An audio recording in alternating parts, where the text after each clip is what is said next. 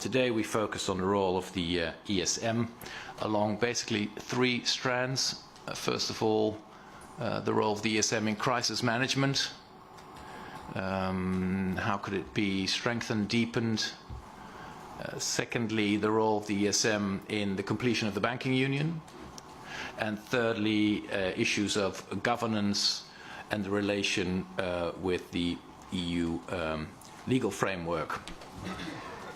But there was a very good discussion, which among the member states, the ministers, there was quite a strong agreement on that we should work predominantly within the current legal framework in the ESM treaty, which means that the current governance setup could, in general terms, work also for the future, not precluding future changes or integration in the future in the European institutional frameworks.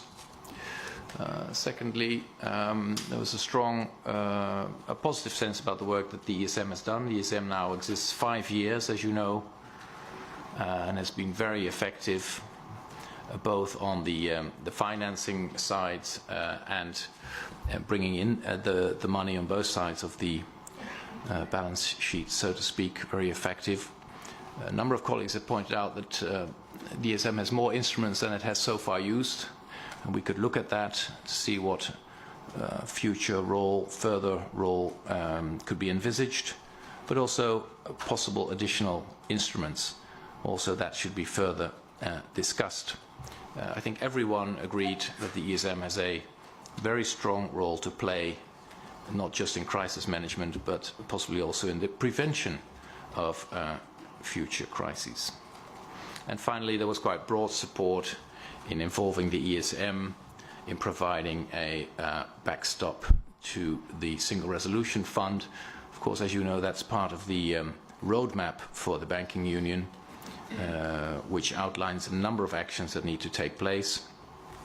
And I think next month we will discuss that, that whole agenda, that whole roadmap. But there seems to be a strong support for the ESM in the role of a backstop. So I was quite happy with that debate, and we will continue it and complete it working towards the Eurozone summit in December. Was a debate which was not preliminary, which was work in progress, but without a conclusion. And each of us and others exposed their own view. I did now a few minutes ago, so did Klaus, and I think it's not up to us, but maybe to you, to expose where divergences are.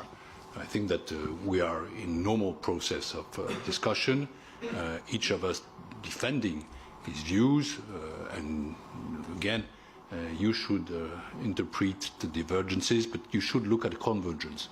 And the convergence certainly is that we support the role of the ESM, that we want to reinforce this role, and that we want the Commission and ESM to work hand in hand and in very close cooperation.